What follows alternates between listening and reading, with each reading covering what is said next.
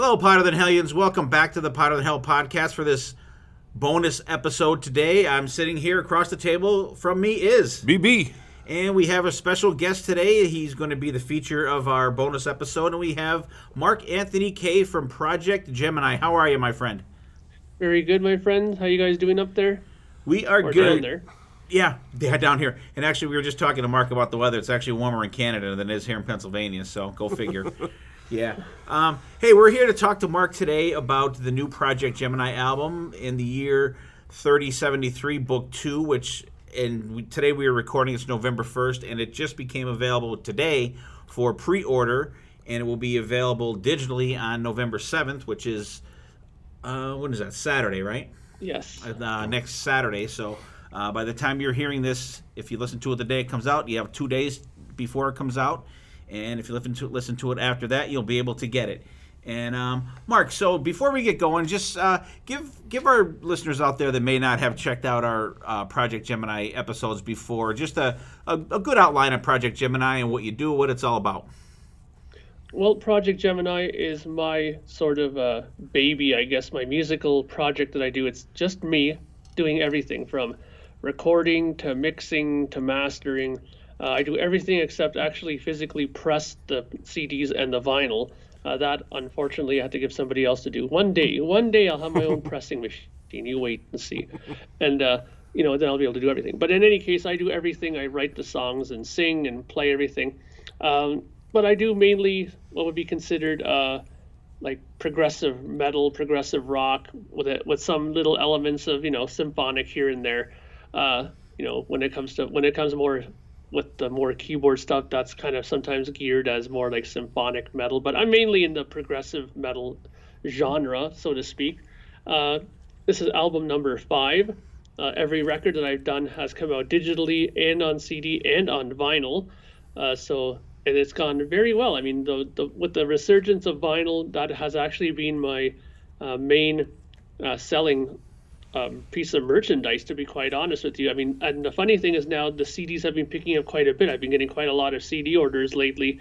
So I don't know if there's some kind of an uptick now in people getting back interested in CDs again, or if it's just with my stuff. I have no idea, but I'm not going to complain. No, definitely. And I've been on board, actually the whole podcast, all our guys here have been on board with Mark since day one. And actually, I met Mark, face to face, which is unusual that, in the podcast world, you actually get to meet people that you have on your podcast. We're kind of a rarity out there where there's usually 4 of us recording in the same room. But Mark is one of the few guests that we've had on that we actually got to meet when BC and I went down the first year for the Rock and Pod Expo in Nashville. We got to meet and talk with Mark, and that was a cool experience. And it was funny too because we were talking to Mark and we wanted to talk about the Project Gemineye stuff, but we had Mark scheduled to come on the show, so we were kind of like, okay, well, we don't really want to talk about that now because we want it to be fresh when we talk about it on the podcast. So, but it was really cool meeting you, Mark, and hopefully you can get to one of the Rockin' Pods when they have them, when we're able to have them again down the road. Yeah, I mean, that was a really cool experience because from what I remember, either you guys had just started the idea of the podcast, or maybe you had already done a few episodes, but it was really early even for you guys at that time when I think I met you. And we hit it off right away. We had a good conversation, and yeah, I mean, I sort of planned to go to the one that was going to be this year, but of course, with what happened, nobody's going anywhere right now, but I'm really going to plan very hard to go to the next one when everything clears up. Yeah, it was. Yeah, and actually, when we did meet Mark, I think we only had maybe not even 20 shows under our belt, and we were already, checking out Project Gemineye because, I found out about you through listening to the KISS FAQ podcast, which you're on with Julian, Ken, and Lonnie, and Andrew, and all the cast of characters that Julian has on there all the time. So, like I said, it was actually cool to meet and hang out with someone that you actually. And I consider that we're friends now. We've absolutely been messaging and texting and stuff back and forth for probably a couple of years now. Really, what it comes down to, which is very cool. And we thank you for giving up your time because I know with doing all your Project Gemineye stuff and with all, I know you also do the Yes podcast and you're on the KISS FAQ podcast, and we appreciate you giving your time up to just to hang with us and giving our listeners a good overview of what you got going on. Yeah, well, hey, I mean, the honor is mine because you guys have a really cool podcast. I love doing it with you guys, and I love doing the Rush segments that we do together. That's been really fun. And to be honest, there's been a few times when I've been watching your episodes where I was like, oh, damn, I wish I could go on that one. Like you did a Judas Priest one. That was really cool. There's so many other ones that I find that you guys do that are fascinating. And that's one of the things I love about your podcast is that you can branch out into so many different territories. Like, the podcasts that I do are so featured into one band. Like it's either Yes or it's Kiss. And then, with Kiss, you can go out with some of the solo stuff. With Yes, I'm kind of lucky because they have so many different members that have done so many different solo records, so I can kind of branch out that way. But, you guys have it good. You can do anything you want pretty much with your stuff. So, and, you've been very supportive with my stuff, not only Project Gemini, but also the Dark Monarchy stuff. And also when I did my little solo thing with the Mark Anthony K and the Lower Third Collective, you were also very supportive of that as well. So I thank you guys for that very much. Oh, no problem. And it's funny that you say that, that you wanted, to chime in on episodes and stuff that we did. And that's pretty much why I really wanted to start the podcast, because I'd be listening to podcasts like you guys on FAQ and Podcast Rock City. I remember I'd be out doing a jog or a walk, and I'd be like yelling, like, when they do the game shows and stuff like that and topics you guys have, I'd be yelling out answers and stuff like that, and people be looking at me like, what the hell? So I wanted to, start a podcast where, I could have my own voice out there, and it's great to have, my buddies and my son do it with me. And, great guys like you to come on that, are very talented professional musicians. It's fantastic. What do you think, BB?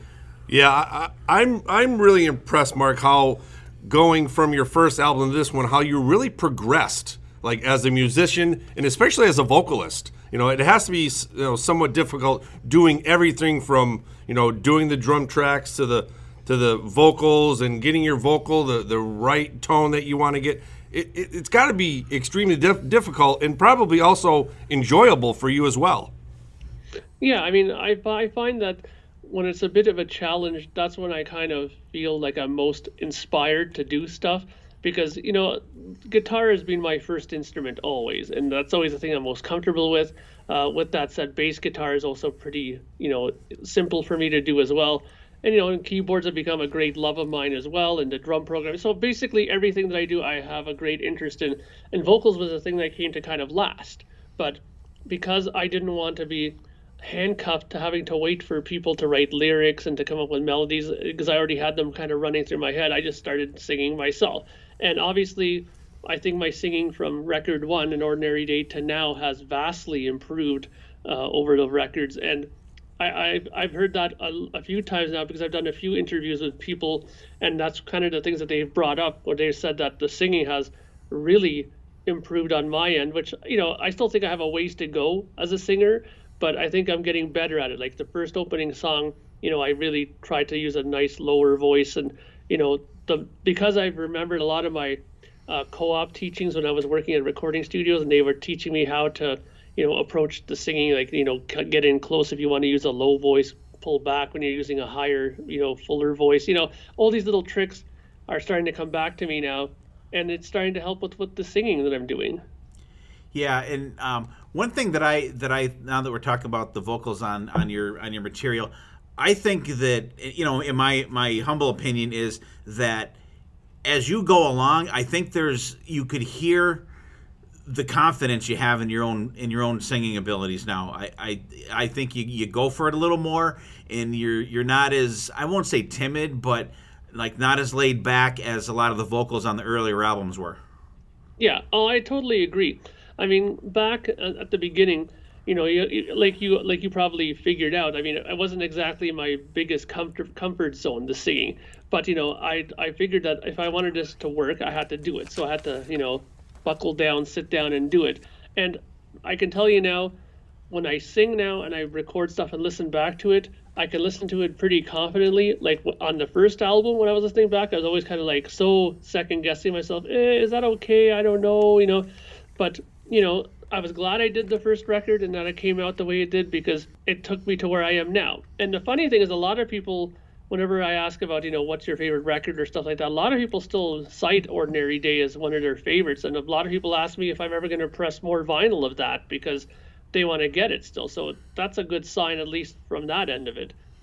Yeah, and I'll tell you what, you started this project just at the perfect time for me, where I started to get back into vinyl. So yours were some of the first ones that that I was getting when I was start regenerating my collection. I still had quite a few from back in the day, but you were one of the few like new artists that I had purchased stuff from, and I and they're great because. And we'll talk about the vinyl and stuff later on. I want to get into that a little bit, but let's talk a little in the year 3073. Give us and our listeners, just give us an overview of book one, and then we can get right into book two. Okay, well, book one basically, because this is a story, obviously. So the story is that in the year 2073, Earth was under it was like in a bad way. The ozone was depleting, and there was all kinds of problems with disease and so on and so forth. And there was a faction of people on Earth, like scientists and higher up people, that were starting to be concerned of the situation on Earth, and made a plan to leave Earth and look for other planets to inhabit, knowing that they with their scientists knew that there was something out there that they could probably inhabit. So a bunch of them pack up, they make a spaceship, and they leave. Okay, and they leave Earth to its fate. So 1,000 years later, the generations pass from these people that leave, right? And their, older kids and their kids and their kids and their kids hear all these stories about, them leaving Earth. So the interest comes back amongst the new planet, about this Earth. So a group of them make a ship and they go back to Earth to see what happens, and they bring like a scientific crew with them and stuff because they were convinced that it was completely destroyed, and they just wanted to do research on what happened to the planet. So they come back to Earth and discovered that nothing happened, that in fact it turned into a complete paradise, and they were scratching their heads wondering, what did we do wrong? What did we leave too early, or what happened? So they come back, and then in book one it's basically a story about coming back and realizing how Earth, got rid of poverty, got rid of, starvation, and there was no homelessness, and, people were having fun and enjoying their life. And by the end of book one, though, as they start exploring and looking through the planet, they come across like a building in this section of town where there's a group of people called the Keepers that keep all the records of the past. And when they go and search through these records, they start discovering things that are not so favorable about the people on the planet, like the things they did in order to make the planet the way it was. And that's how book one ended, because they get caught in this room reading all these papers, and they kind of get tear gassed and knocked out at the end of book one. Yeah, it's cool, and I liked how the story kind of was like you always have a hopeful spin on stuff. But I like how now it's taking that turn towards the I won't call it the dark side. We're not a Star Wars podcast, but towards like darker themes, and that's what I really liked about it. And you had released the single "Sacred Sons" a couple weeks ago, I would say, right? Mm-hmm. And so let's get into the tracks of that. And one thing that I like about Mark too is he gives updates on YouTube about what's going on with Project Gemineye, and he interviews. He has some guest players play on this, a couple bass players, some famous dudes. And as we get into the songs here, we'll talk about the guests in a little bit. But and they're guest bass players that you have on here, correct? And you also have Joe Bailey, who is a bass player, but he also sings as well. Yes. So Joe Bailey, he was on book one. That's where I actually met the man, and he sang on a couple of songs, and I really enjoyed his singing very much, and he's become a pivotal and important member of this project because, he represents some of the characters in the story. I mean, if I sang everything, it would be difficult to kind of follow the story knowing who was who. So he kind of gives it that, that element where when there's a character change in the singing, he represents that. So it worked out really well. David Donnelly was also on the first book as well. He played on Children of Hope, and he's also on this album as well. We'll get to the song that he did in a minute. And we also had Lee Pomeroy on, who was with Steve Hackett. He's also currently in ELO right now. He was in It Bites. He was in a lot of really big known bands.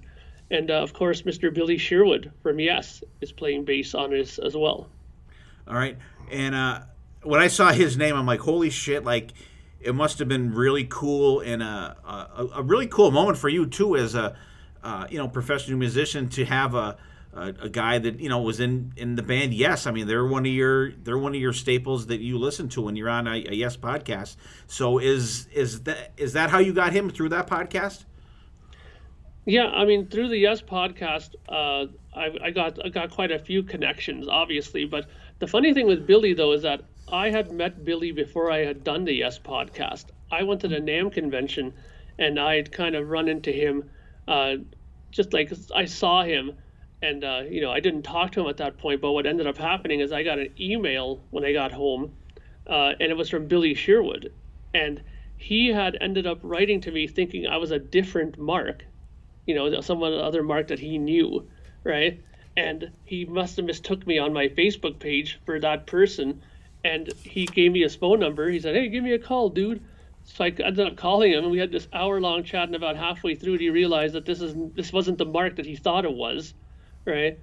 And we just ended up, hitting it off, talking for an hour or two on the phone, and then we ended up just staying friends, and we've been friends since. Oh, that's cool. Talk about one of those fortuitous meetings. Very cool. Yeah. And then it turned into a professional relationship after just a blunder on his part. That's freaking cool. Yeah. All right, let's get into the meat, to the tracks of this album. Starts out with I'll say like a little interlude in the dark, but it's not just music. It gives you kind of like a little key to what's going on underneath the surface here. Yeah, I mean, that's one of the things I wanted to make sure I did on this record was, give it a little bit more ambiance, a little bit more, sound effects. Give people, when they're listening to it, a sort of a picture in their mind of what's going on. So, I mean, when in this part of the story, he's waking up in a darkened room, not knowing how he got there, just knowing that he was in an apartment before and got knocked out, obviously. And then he didn't know who put him there, how he got there, and that's how, the lyrics are short and sweet. It's just basically him saying, he's in this dark room and he doesn't know where or what or how. So it's, it's just like it's almost like an appetizer, the way I kind of look at it. Yeah, that opening track, there's such a great atmospheric thing going on there. And the guitar tone that you have is so cool. But I have to ask this question. Is the trickling of the water in the beginning and the end some kind of hidden message yet? It's no hidden message. Basically, I just wanted to kind of represent a kind of cold, kind of, like not a dingy room, but kind of like one of those, cold basement type rooms, like the ones that you kind of see in these movies where they hold people, Right. Then we go right into the first single that we talked about a little bit before, Sacred Sons. I love this song. This was the one you guys released early. It has Lee Pomeroy on bass. The dual guitar harmonies are great. And the music behind when you guys sing the verses, the back and forth, are fantastic. But I love the driving feel to it, the da-da, da-da. And I really like you guys are singing, but it's like a conversational vocals between you and Joe Bailey that are just, I love the back and forth that you guys have going, and the chorus is fantastic. Drums are great, and like there's a breakdown right at the let's like the 3:35 mark to the solo. There's like a little breakdown there, and that's really, it gives the song a whole different texture. And underneath the solo, which is fantastic, the riff is very ominous and like big sounding there. I really like how that has that undertone in it. And there's like a synth part there, and that's what I like too on this album. There's synth, but there's not a whole crap load of it. But where it's used very judiciously, and it fits the songs fantastic. And like the song fades out. I think it's a kick-ass song. Well, thank you. I mean, I really liked the song when once it was done. I mean, when I was working on this song, I was kind of had to think of who I wanted to play on what, obviously, as far as the bass playing goes. So when Lee messaged me back and said that he really liked this song and wanted to play on it, I said, obviously by all means go ahead and do it. And he sent me back a absolutely fantastic bass track for it. Um, this song, I wanted to make sure that I opened this record with a bit more of an upbeat, hard hitting song. I mean, book one opened with "Let Your Spirit Fly," which kind of starts off a bit, mid paced and stuff, and and it picks up a bit. But it's been a while since I've had a kind of really upbeat, fast song on the top of an album. And that was one of the things I really wanted to do. And I think that you hit the nail right on the head as far as the singing. We really wanted me and Joe to approach this that while it was like a really song like melodically, we wanted to make sure that it also sounded like a conversation being done back and forth. So, and I think that was accomplished with this song. Yeah, I enjoy this. I enjoy this song as well. I love the kick-in start, like you said, Mark. How you haven't really had anything up front, but I love how after "In the Dark" you set that mood, and all of a sudden, boom, you get the punch right in the face with that guitar work. The dual vocals, like Steve said, I really think you guys complement each other very well. The solo's outstanding, and the synth at the end of the solo is such a great addition. Like it, just a great melting pot of music, and there's a lot more of that to come, deeper in this album, which is fantastic. Yeah, I mean, I think that the keyboards, I really wanted to make sure this time that when I did the keyboards that they were, how do I put this? I wanted them to be more meaningful. I just didn't want to have like a keyboard running straight through the whole song just for no reason. When I wanted the keyboards to kind of stick out, I wanted them to have kind of, interesting tones to them this time.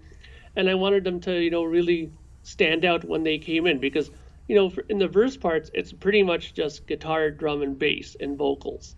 There's very little, if any, keyboards in that. And if there is, it's underneath, kind of just filling in the space a bit. But when the keyboards do come in, I want them to be heard and I want them to make their impact. So again, it was all about kind of structuring it and figuring out what way to make everything kind of have its place and kind of, help support the song and make it stronger.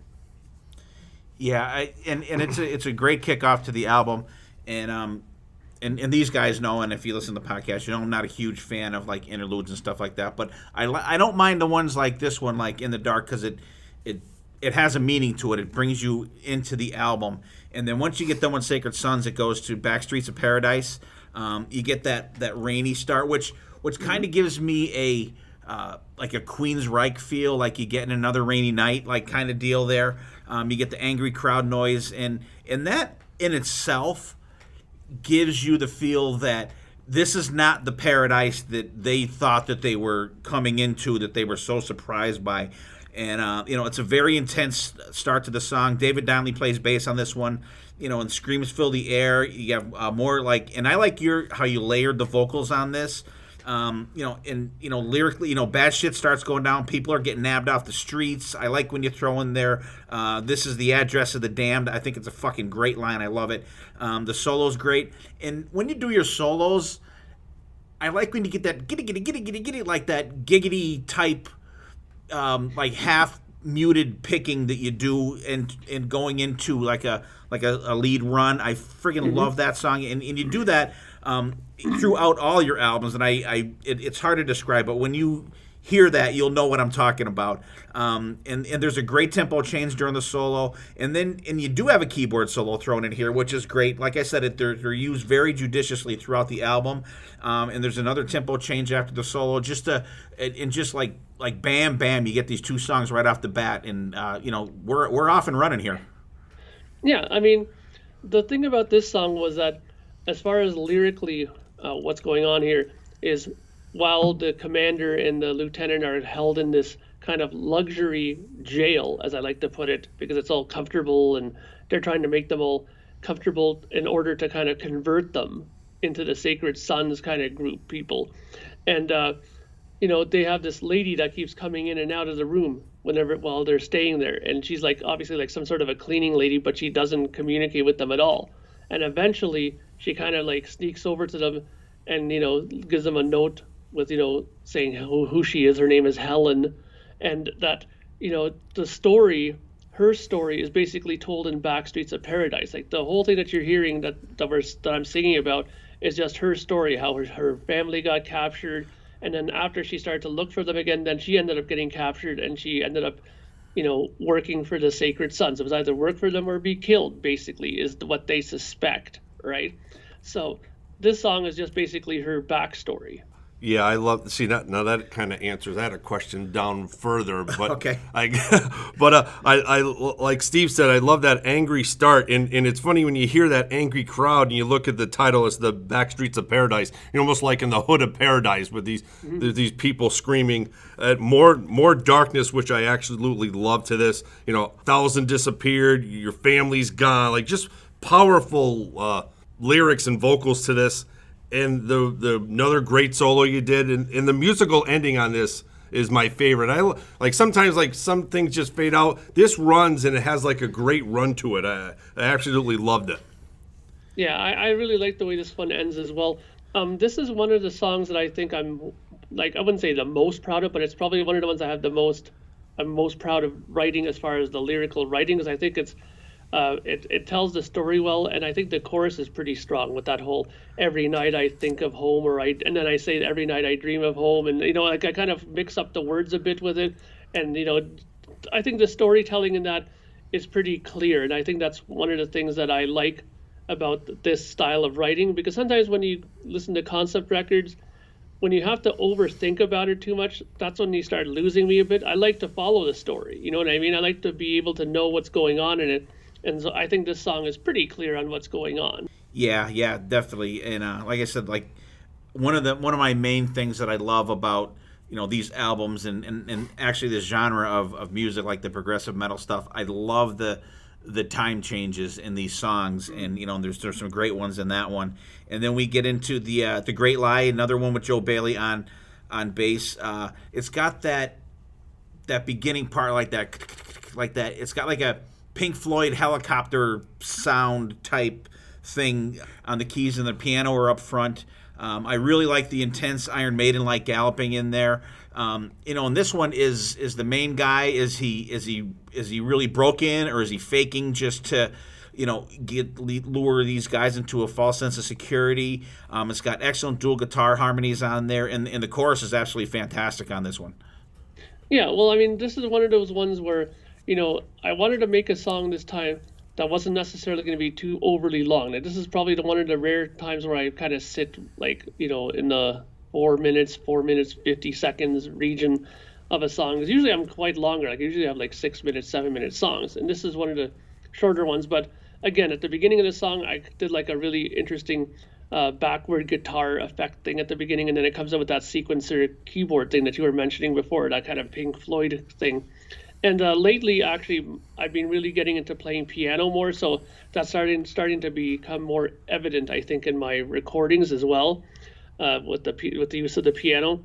But the interesting thing about the story in this song is basically, and this is the thing that I find interesting, because without the lyrics and the booklet, sometimes I find that people might have their own ideas of what's going on in the story. What actually happens in this chapter is that the lieutenant gets taken away from the commander, like separated from him, and the main guy of the Sacred Sons starts showing her around, and gives her some food and drink and makes her feel comfortable, and starts pitching what the Sacred Sons do as far as making the planet a paradise, because the people that live there don't necessarily know what's going on underneath the ground there and behind the scenes, right? They just know that they're living in a great world. There's no poverty. There's no problems with anything pretty much there. So she starts turning and realizing that maybe this isn't so bad an idea after all, and hence the title "The Great Lie," because we all know that he's probably up to no good, as the story goes on. But his job in this song was to turn her into his way of thinking, that's why when you hear Joe sing at the very beginning, "Let me show you our great miracle," that's him kind of saying, "Listen, let me show you what we do here, and then maybe you'll change your mind about me." Yeah, I love. This is another great song. I noticed as I'm listening the first time I listened to this. By song 4, I am sucked into listening to like the first 10 seconds of the song, because I like between "In the Dark" with the trickling water and then the "Back Streets of Paradise" with the angry crowd. Now I'm like, I don't want to miss anything, because now my ears are sucked into that first 10 seconds. The more dual vocals between you and Joe are fantastic again, and the piano ending is different for a Project Gemineye song, isn't it? Yeah, I mean, it is definitely different. I mean, there's been piano obviously in other songs, but I definitely wanted the piano to have a voice more on this record, and in this song especially, I think the piano is very very noticeable, and it is in a couple of other spots as well in the record. But this is one of those ones where I did use the piano quite a bit, and I think that Joe did a great job in the verses. That's the main part that he sings. He does the verses, and I do the pre-chorus and the chorus parts. Now, if you take a listen to what is sung, so every time the verse part, that's the professor guy who, it says, "Let me show you the great miracle, how we turned this world around." And then I'm responding back with him saying, "This is truly divine. Let's purge all the broken minds out there and convert them to our way of thinking." So you can tell that she's already kind of, you know, falling for his way, because the chorus says it all right there. It goes, "Now I see the world as it was meant to be, free of savagery and economic greed." So right there is already like, out there, they don't have any of this stuff anymore. And that last line too I thought was pretty important to put there. "No more holy wars or marching in the streets." So there's no more protesting. Nobody has any reason to do it. So when she starts thinking about it, she's maybe like, maybe this isn't so bad an idea. Yeah, thanks for clearing that up. And it is too, because Mark sent me this album to pass along to the guys here, just to so we could check it out for this interview, and I can't wait to get the CD. Well, actually, I mean, we'll have it digitally first before we have the actual CD in our hands. So I can't wait to listen to this album just all the way through, because the way the files are set up, you have to listen to one song and then go back and then go to another file. So I can't wait to listen to this album, just right all the way through. And then once we get the lyrics and stuff, because Mark puts out an amazing package of information that he has for his supporters, his Project Gemineye Club, and like any release he has is fantastic with lyric books and everything like that. And I a lot of bands, I think, put out they'll put out a good album, but they'll put out a shitty project. You know what I mean? Like a product rather. You'll get just a cardboard sleeve and nothing else in it, and maybe a couple credits on the inside, and that's it. But with Mark, you get the whole deal. You get the lyrics, you get the fantastic artwork that is on, and you have James McCarthy do all of your album covers for the Project Gemineye stuff, and they're all pretty much linked together thematically, and like you get the total package with that. And and going into the, I just wanted to sideline that for real quick, because it's going to be great to just be able to just sit down and throw the headphones on and just go right through this without having to stop. The next song, "Getaway," a very cool intro, and I don't know if Mark, even if you're a fan of this guy, but I get a very King Diamond feel to this song with the galloping and the dual guitars. Not a Maiden one like the last song, but for me, it's got a King Diamond feel to it. Like, and they're chasing the brainwashed girl. They kick up for the chorus again. This chorus is very King Diamond, like something that you would maybe hear on like Abigail or Them, something like that. It just comes into my mind. Really interesting echoing start to the solo. It's got more of that giggity guitar playing that I freaking love. And then there's a little keyboard synth interlude that is very cool. And I think I get a Yes feel from this like short part there. And then you get, which I know Mark loves, the Rush like wood blocks thrown in there. Excellent, but like there's a somberness in the synths in this before the song builds back to the chorus, and then Mark ends it with like very tender vocals, and piano at the end. I think it's a very, very cool song. Very just, this is like you're in the build of the album right here. Yeah, you know what's interesting? I'm smiling here because you're mentioning King Diamond, and I'll tell you because I don't know if I've ever mentioned this before on your podcast or not, but I am definitely a huge King Diamond fan. I have all the Merciful Fate stuff. I have collected all his solo records. I mean, I used to love Spider's Lullaby. I used to listen to that all the time, that album. And one of the things I don't know if many people know, but back when I was younger, I used to take guitar lessons from Glenn Drover. And Glenn Drover was in King Diamond for a while, and they ended up in Megadeth, right? And he was my guitar teacher for a while, and then we ended up becoming good friends, and he actually worked on a couple of things with me before. And the influence of King Diamond is obvious because that whole chorus, please don't turn away, we got to get up and get away. Like that whole music underneath it is very King Diamond with the double harmony guitars and stuff like that. And I don't have any reason to hide it because I do love King Diamond. I do love also the kind of Iron Maidenish kind of gallop rhythm that's in there as well. I mean, my influences are pretty clear to see in my music. And I mean, it's, sometimes you can't help it. These kind of influences come out. But one of the things that I've noticed that a few people have said to me when we did other interviews for this record is that they thought that this was probably one of the most commercial sounding choruses that I've done. Like it's very like I remember Julian said that he thought that he couldn't get the chorus out of his head for days after he heard it, right? So I think that's a good sign because you want people to remember your music and you want people to enjoy your music. So if they can remember it for that long a period after they've heard it, I think that's a good sign. Yeah, like I said before about the melting pot, this song is so much is going on in this song. And I think musically, it almost talks without words. Like you can tell the way the tempo is going in this story. Like the synth, the woodblock, like the bells and chimes are so crazy. There's so many tempo changes in this. It almost tells its own story, like I said, without lyrics. And it just musically, to me, this song was so powerful.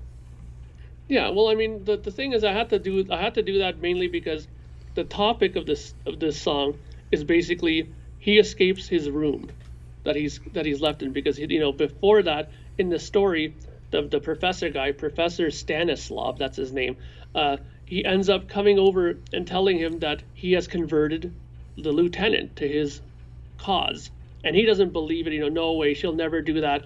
And he said, I want to see her, and he won't let him see her. So the maid girl, the Helen girl, sneaks in a key for him to escape at night. He gets out of his room, finds her, opens the door, and then this is the song the song is basically about what happens when he finds her. Like he literally has to try to convince her that this is not a good idea. We have to get the hell out of here and go, and that's basically the chorus in a nutshell right there.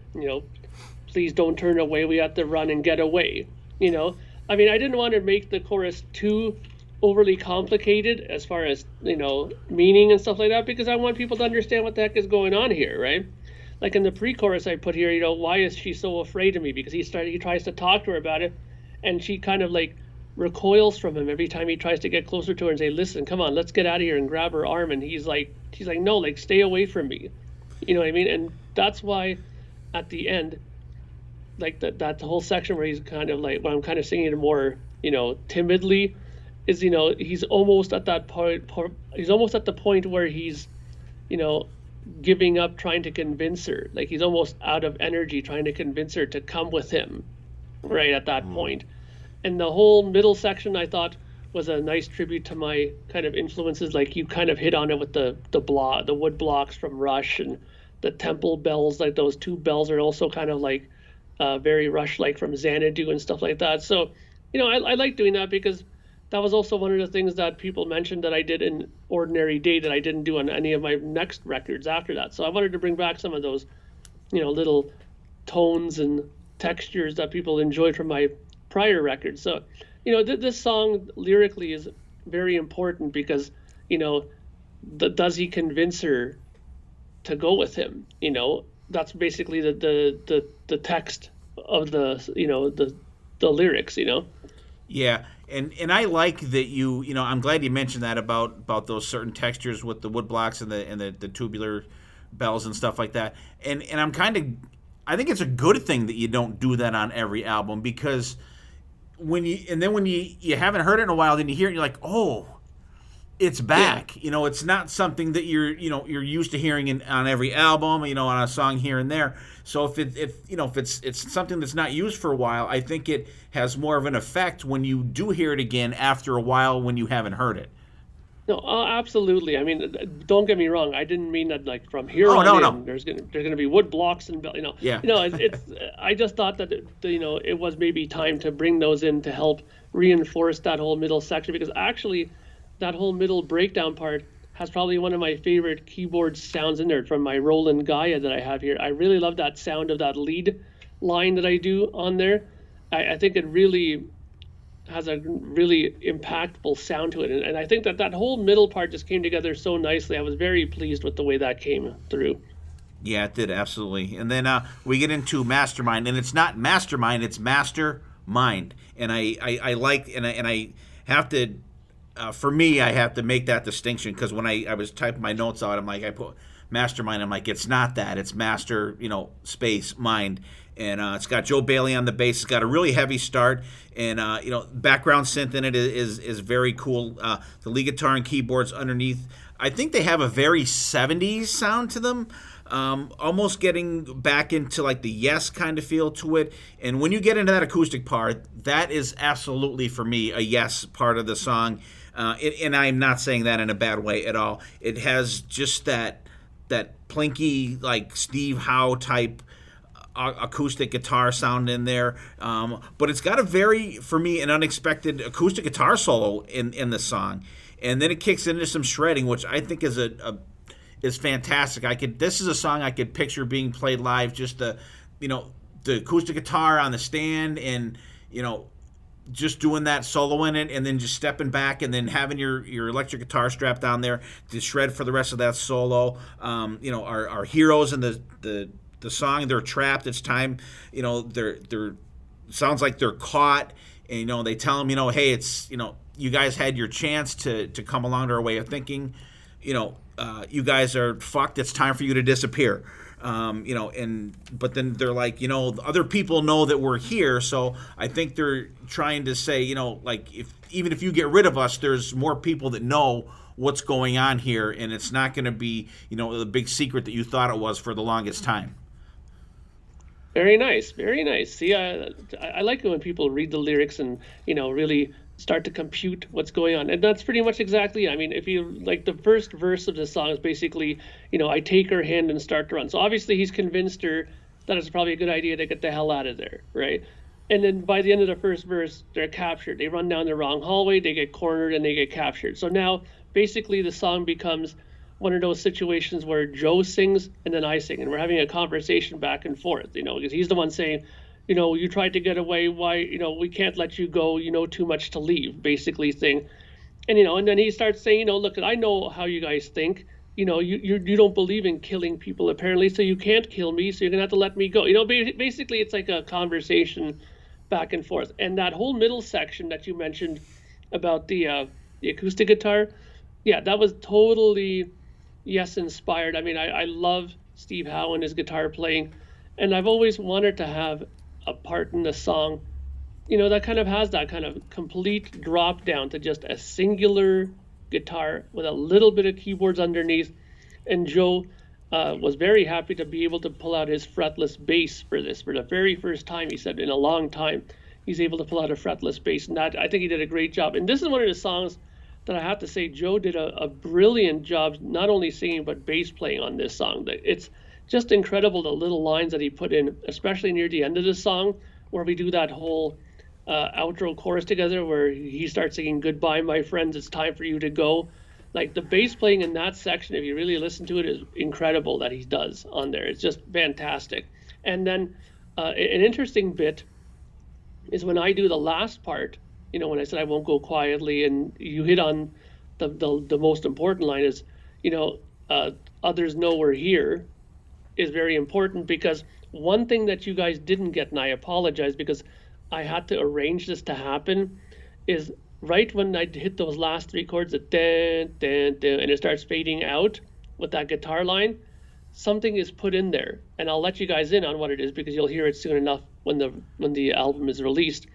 I got Ken Mills, the Podfather, to do a voiceover for me in that spot.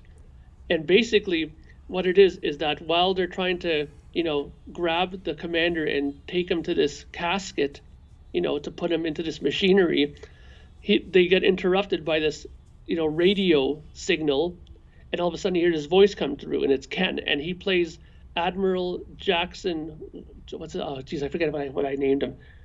Jackson Worthington the Fifth. Admiral Jackson Worthington the Fifth. So he comes in, and he basically comes on over the intercom saying, I am part of the NAS military forces. Lower your planetary shields and prepare for us to beam our people off your planet. And you have 5 minutes to do so. If not, then there will be repercussions. That's basically what he says at the end of that song. Oh, that's cool. Kind of like at the end of 2112. Exactly. Very cool. See the similar. See the tribute there. Yeah. See now, in my notes, Mark already there's so many really cool bass runs in this, but I wrote down at the 4:45 mark. Steve, you thought it was more like a yes. With that acoustic strumming, that's World Without Heroes to my ears to a T.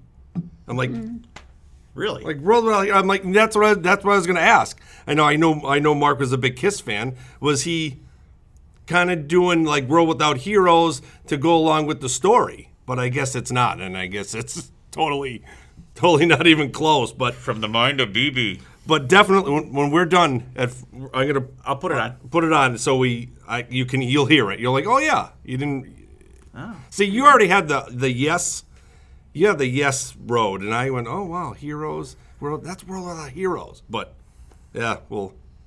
Well, you know what though? But look your way of thinking is not necessarily incorrect, because one thing that I've always said about my music is that I love the fact that people hear different things in it. If you hear Kiss in it, who's to say that you're wrong? You know what I mean? And that's the thing. I do have a lot of influence from Kiss, and even those records, I like The Elder very much. I mean, I think it's a very underrated record, and I believe what Paul Stanley said is actually accurate. It's a great record. It's just not a very good Kiss record, but I still think it's good. You know what I mean? There's nothing wrong with what they've done on there. And, the acoustic guitar work on there is really good. So if you hear that in amongst the music, then who's to say that you're incorrect? See, Reddy, I'm not wrong all the time. See, you're not. It's all in how it gets in your own ears, for sure. And it actually goes to your own influences, too, I think, a lot of the stuff, how you listen to it. So very cool. So we get into, and what I like also, there's always an instrumental on your albums, and this one ends with the answered prayer. It's got a great organ sound underneath. There's a little funk element I think we got going on here. Billy Sherwood on bass. It's got some shades of Deep Purple I think here, and it kicks up for the solo at the end. I like the instrumentals on these albums.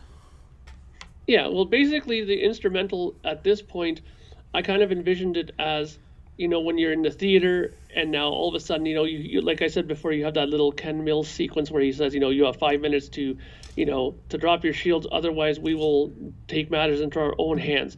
Now, if that was a movie, it would have just ended there, went black, and then all of a sudden the credits would start rolling, and this song would play underneath the rolling of the credits. That's how I kind of envisioned it when I wrote it. Right? And Billy Sherwood does just a fantastic job on this. I mean, he sent me 2 tracks of bass. Basically, he sent me a DI, which is just a sort of clean toned version of his bass playing. And then he sent me something that I was just over the moon excited about. He sent me a track of his sound that he uses when he plays with Yes, which is this very chorused, stereo sounding bass, very Chris Squire sounding. And he even told me in the interview that I just did with him, which will be up in about a week or so, he said that he purposefully used that kind of a Yes tone because he loves instrumentals. And that sound fit the song very well, and it did, because every time you hear him doing some kind of playing on the upper registers of the bass, that chorusing sound really cuts through in the song. And I think he did a great job on that. And the Deep Purple, I mean, I love Deep Purple. I mean, even now in the latter part of their career, I really, really enjoyed their stuff. I mean, everything from like, what's that? Purple. That was that record with Joe Satriani when he played in there. I like that record. I also like the latest one. Whoosh is fantastic. It is good. Yeah. And I think that, what was the one before that? Infinite, I think it's called. Yeah, that's fantastic. I love that Like album. those records have been amazing, and I mean, I think Don Airey is a very underrated keyboard player, and of course John Lord is a huge influence on me as far as keyboard playing goes, and you can tell because if I do use something that's very obvious, and that's a Hammond organ sound. Absolutely. Yeah, the Answered Prayer. I love how it starts off like that rocky, funky, jazzy groove, and then it Yes. goes all the way to the end. And it to me, it's a heavy, kick-ass metal groove. It goes from one extreme to the other. It's just a great instrumental. Yeah, like, I mean, the one thing that I thought that was pretty interesting and maybe a little daring on my part was that first breakdown where I break it down to that kind of funky, like clean Stratocaster sound, like that. Like, I purposefully did that because I wanted it to drop down so that I could let Billy show a little bit of his like flashier bass playing in there, but he does those little lines. So I think that was an effective way of doing it, rather than having these huge, massive guitars where you would probably have to like squint to listen, like what's he playing there on bass. Like this way you can hear him pretty clearly, I think. Yeah, absolutely, a great way to end it. And I like how you put in there that this is what you would be playing when the credits are playing. And I think it's just a fantastic album. And one thing that I've always thought that a mark of a really great, enjoyable album is this album seems like it's over in 10 minutes. It's just, and I'm not saying that not in a bad way at all, because like this album went through and I'm like, wow, there like so much happened, lyrically, musically, thematically, and it seems like it's over in an instant, and you really want to just go back and start it over again. You gave me this album, I don't know, maybe a week and a half ago. I've probably listened to it probably 15, 20 times. And like I said, I can't wait to hear it, just like I could just to start to stream it and just boom, let it play through and then go through the lyrics and everything. But it really goes by quick. It's like almost like shit, that's it. Like, how's it come out? So speaking of how it comes out, when can we expect the book 3? Interesting question.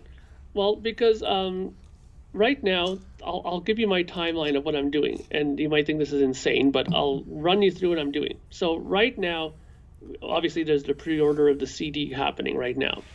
In December, I'll be releasing the Project Gemineye Christmas album that I'm doing. There's going to be like 5 songs, so it's more like an EP, right? And I do these every year. You know already. Yep. This. I do that kind of a Christmas thing. So that's kind of been I've been working on that in the background here a bit, and then in January, I'm going to be working on doing the pre-order of the vinyl release of this album, and at the same time, I'm going to be starting to work on the second album of the Dark Monarchy with Joe Bailey at that time. So that's going to be happening in January, but me and Joe usually work pretty good and quickly as far as writing. And when I did the first Dark Monarchy album with them, by the time the songs were written, and then we started working on our recorded parts and stuff like that, by the time the record was about 3/4 done, and even before I started mixing the Dark Monarchy album, I had already started writing book 2. So to answer your question, and since I've already talked to Mr. James McCarthy about an album cover for book 3 already, the answer is I'll probably start looking at working on it in March. Okay, yeah, busy boy here. Man. Yeah, Mark, hopefully when you guys get Dark Monarchy 2, I'd like to get you and Joe on here, and we'll do a Dark Monarchy episode. Absolutely, and I know Joe said that he'd love to do it. So. Oh, okay, cool. I was hoping that was what you were gonna say. Yeah, so you guys, if you enjoy the Project Gemini stuff, definitely check out Dark Monarchy. It's pretty much just the metal side of this type of music. Wouldn't you say, Mark? Yeah, I mean, it's everybody seems to label it more symphonic metal because Joe has a very symphonic influence. He's very much into, soundtrack music, and he's very much into that kind of, big orchestra music and stuff like that. And he very much puts that in to our music. I mean, how much of it will be into the next one? Who knows? Maybe more of it, maybe less of it. Who knows? We'll see when we start writing. But he has so many great like synth programs and stuff like that, and all these kind of really awesome orchestra programs. So I mean, I don't discourage him from doing it because it gives us a slightly different sound. I mean, it would be pointless to do another project that sounded exactly like Project Gemini. Yeah, for sure. And one thing that I like to throw in there that Mark does as well, he keeps everybody abreast of the progress of the albums that he's doing. He'll post different things on YouTube about the instruments he's playing and the keyboards he's playing and the bass and sounds that he gets. And I really like that because he keeps you, makes it seem like almost like you're involved in the process as it's going along. And and it is. I mean, it's an amazing feat because you're producer, you're engineer, musician, writer, and I like how when you finish an album, you always say you step away from it and you leave it go for a few days, let it simmer, and then go back before you start making changes, production wise and mixing and mastering wise. I like how you do that, and I think it makes it all the better. So you're not just jumping one thing to another, and you give it some time to to digest in your system before you go to the next step. Yeah, I mean, and that's very important, I think. I mean, that's one of the tips I always give people if they ever ask about production stuff is once you've done the recording end of it, I always suggest give give at least 3, 4, 5, even a week sometimes away from it, because you'd be absolutely amazed how much you can hear differently when you go back to the music when you haven't heard it for a while.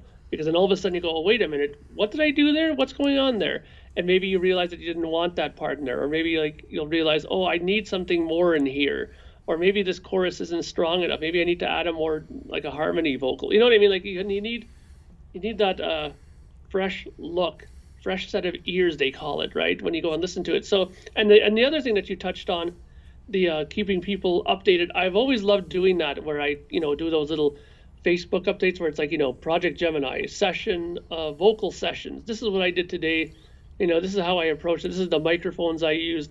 I really love doing that because there's been very few bands that I've seen that have done it, but when they do stuff like that, I've always ate that stuff up. I'll always go back to their site and make sure I go every week to see what's going on, because I mean, I find it interesting, and I know you do, Steve. You Absolutely. Call it the process, yep. Right? So, and I think that it's very important that if people are interested in it, to keep them interested, because honestly, I think that once you're so involved in it, like you say, that when I go now and say, okay, the record is done, and in a week's time, it's time to get the CD, I can guess that you're probably more excited than if you hadn't had that experience.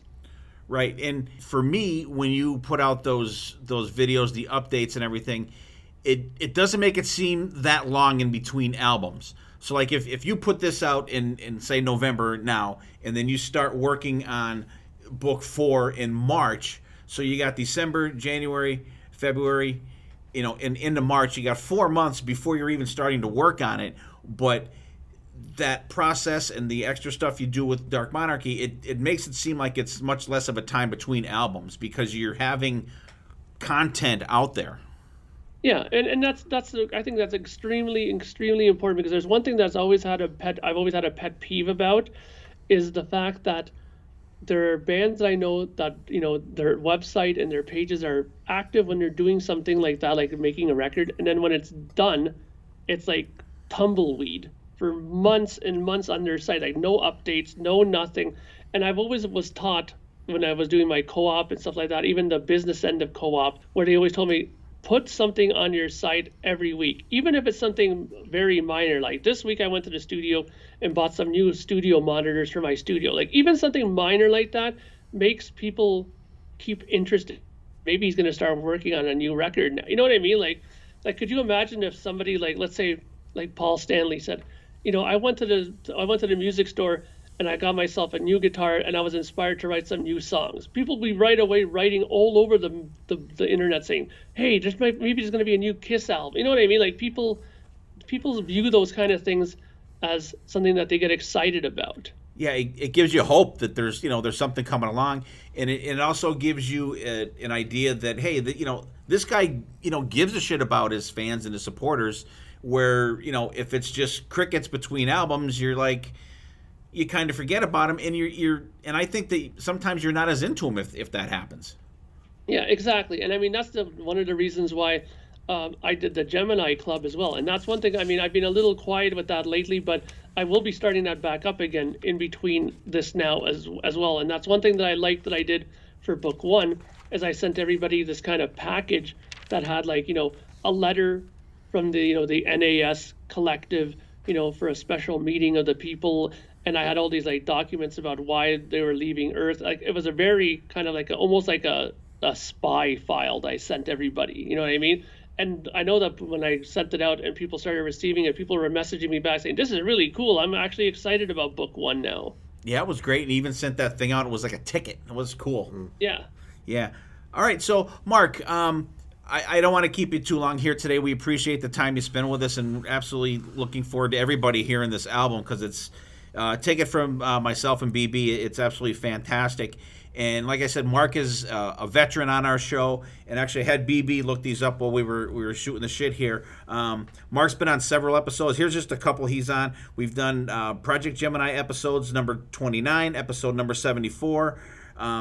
This one's going to be a bonus episode. Mark is our go-to Rush guy. We've done 3 episodes with Rush for Mark so far. 2 of them are episode 101, 138, and like 160-something, I think, was the last one. 150 or 160 something. And actually, in probably 2 or 3 weeks, you're going to be hearing from Mark. We're going to do the next Rush episode. So you guys have that to look forward to as well. And it's always great having Mark on here.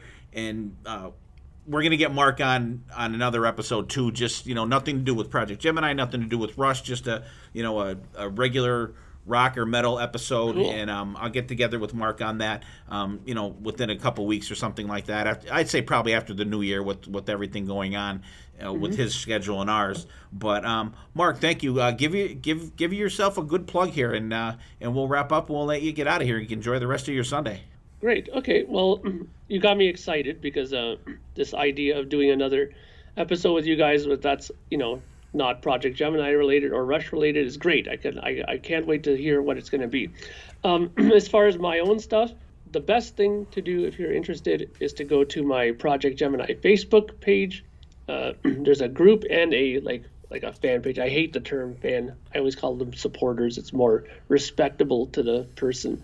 And also, I have a YouTube channel. Just search Project Gemineye in the YouTube search, and you'll find it very easily. I think I'm up to 124 episodes on that channel. So there's lots to check out. And in fact, I had a guy who messaged me recently saying that he just discovered the channel, and that he's over the moon excited that he has over 100 episodes to go through. So that's good. That people are actually willing to go through them all is unbelievable. And also, one thing that I highly suggest is, if you're interested in the music and want to hear a bunch of stuff, because I've done EPs and singles and stuff like that, and everything's available, like I said, in digital form, and there's also the availability of CD and vinyl, just go to my Bandcamp page, and that's very simple. It's just Project Gemineye, spelled Projekt.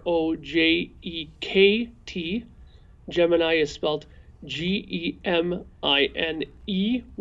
like your eye.